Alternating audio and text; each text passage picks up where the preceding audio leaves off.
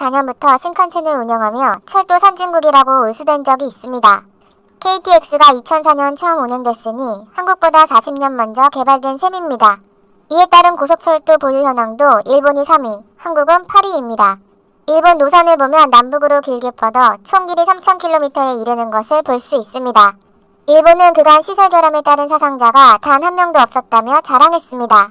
이를 바탕으로 고속철 수출에 성공했던 나라는 대만입니다. 대만 고철공사는 2000년 건설에 착수했고 가와사키 중공업 등 7개 일본 기업으로 구성된 신칸센 콘소시엄이 참여했습니다. 하지만 개발 시기부터 중대한 결함이 발생해 2번이나 개통이 연기됐습니다. 이런 우여곡절 끝에 2007년 고속철 시대를 열 수 있었습니다. 해당 기간에 투입된 자금은 약 14조 원입니다. 대만용으로 개발된 신칸센 700T는 타이베이와 가오슝 345km 구간을 달리고 있습니다. 규모는 34편성 408량 이상을 운영하고 있는 상태입니다. 그런데 올 1월 25일 놀라운 뉴스가 전해져 일본이 충격에 빠져들고 있습니다. 대만이 일본 신칸센 후속 차량 도입 협상을 중단해버린 것입니다. 대만 고속철도 관계자는 노기를 숨기지 않고 일본을 비판했습니다. 2019년 일본은 대만이 쓰던 700개 신칸센을 퇴역시킨다며 신형 차량 구입을 압박한 적이 있습니다. 이를 위해 부품 제공조차 중단했습니다. 그런데 올해 최종 입찰가를 제시했는데 2012년 도입가보다 무려 2.5배나 높았습니다. 과거에는 1편성당 53억엔이었다면 이번에는 185억엔으로 책정한 것입니다. 일본 내부에서 팔리는 60억엔보다도 3배 이상 비쌉니다. 이를 본 대만은 항공기 가격으로 철도를 하라는 것이냐며 분노했습니다. 일본인들조차 수천 개의 댓글로 정부를 비판하고 있습니다.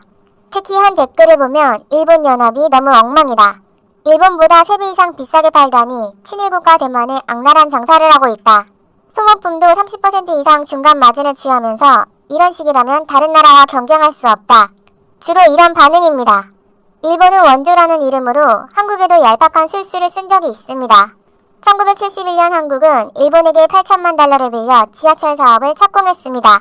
4% 고금리에 일본 기업들이 만든 객차와 부품만을 사용해야 한다는 조건도 달았습니다. 수주한 곳도 전범 기업인 미쓰비시와 마루베이 등의 합작사였습니다. 그런데 어이없는 것은 186량의 객차를 납품하면서 도쿄 지하철 납품가보다 2배 가까운 폭리를 취했다는 것입니다. 그런데 이런 행태와는 별개로 대만이 취소한 이유가 또 하나 있습니다. 일본에서 도입했던 중고속철도가 2017년 탈선에 이어 2018년 대규모 사고를 일으킨 것입니다. 대만에서는 37년 만에 최악의 열차 탈선 사고입니다. 객차 8량이 모두 탈선해 22명이 사망하고 171명이 부상을 당했습니다. 사고 원인은 시속 75km로 제한된 곡선 구간에서 140km로 달렸기 때문입니다. 하지만 더 근본적인 건 일본 차량 제작사의 설계 실수였습니다. 필요한 배선이 빠져있어 안전장치 정보가 지령실로 전달되지 않은 것입니다. 그런데 일본이 납품한 다른 전동차 19편성 모두에서 같은 오류가 나왔습니다. 해당 전동차를 만든 회사는 다름 아닌 신칸센을 제작하던 일본 차량 제조였습니다. 이에 대만은 2019년 5월 해당 사고 관련 배상을 일본에 청구했습니다. 확정되다시피 한 미국 텍사스 신칸센 수출도 이 때문에 흐지부지 됐습니다. 이런 상황이 되자 대만도 한국을 선택하고 있습니다. 현대 로템은 2018년 대만철도청으로부터 9천억 원 규모의 전동차 520량을 수주했습니다. 공급된 전동차는 대만 전역의 교외선에 배치되며 운행속도는 시속 130km입니다.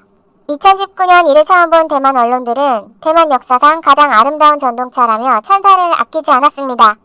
교통 약자를 배려하고 자전거 거치대 등 미래지향적 설계를 했다는 것입니다. 특히 차량 상태와 고장 정보를 자동으로 분석해 유지 보수도 쉽게 할 수 있습니다. 게다가 같은 달 5,400억 원 규모의 대만 무인 경전철 녹선 80량도 수주했습니다. 대만은 8년간 약 35조 원을 투자해 노후철도 현대화 작업을 한다는 계획입니다. 한국이 대만 고속철 사업까지 따내는 것 아니냐는 분석도 나오고 있습니다. 이런 비슷한 일은 싱가포르에서도 나타나고 있습니다. 일본은 2018년 말레이시아 싱가포르 고속철 수주에 총력을 기울였습니다. 두 나라를 잇는 350km 구간으로 총 공사비는 16조 원에 이릅니다. 당시 일본이 내세운 것은 신칸센 무사고 운행이었습니다. 하지만 대만 탈선 사고 후 일본의 꿈은 산산이 뭉개졌습니다. 그런데 작년 2월 놀라운 일이 있었는데 현대로템이 일본 등을 제치고 싱가포르에서 3,500억 원 규모의 전동차 186량 계약을 따낸 것입니다. 입찰 당시 높은 수준의 기술과 관리 능력을 요구했음에도 한국이 낙찰을 받았습니다. 우는 최고속도 70km의 3량 1편성으로 구성되는 무인 운전 차량입니다. 해당 전동차는 향후 고속철 정차역 건설이 기대되는 싱가포르 남서쪽 공업지대에 투입됩니다. 이 때문에 고속철도 사업도 현대로템이 따내는 것 아니냐는 분석이 나오고 있습니다. 현대로템 무인 전동차는 인도에도 수출되며 모디 총리의 극찬을 받기도 했습니다. 현대로템은 올 1월 동력 분산식 고속열차까지 운행을 시작했습니다. 2016년 코레일로부터 4,300억 원에 수주했었고 이름은 KTX-EM입니다. 동력 집중 시 고속열차 KTX 산천에 이어 각각의 객차로 동력이 분산된 열차를 모두 확보하게 된 상태입니다. 최근 5년간 글로벌 고속열차 시장에서 동력 분산식 열차가 75%를 차지하고 있어 첫 고속열차 수출에 한 발 나아갔다는 분석입니다. 실제로 한국은 5조 원 규모의 터키 고속철도 사업도 적극 타진하고 있습니다. 이를 바탕으로 현대로템의 지난해 영업이익은 3년 만에 흑자로 돌아섰습니다. 과연 향후 한국과 일본의 철도 산업은 어떻게 변해갈까요? 좋아요와 구독, 알림 설정은 컨텐츠 제작에 큰 힘이 됩니다. 지금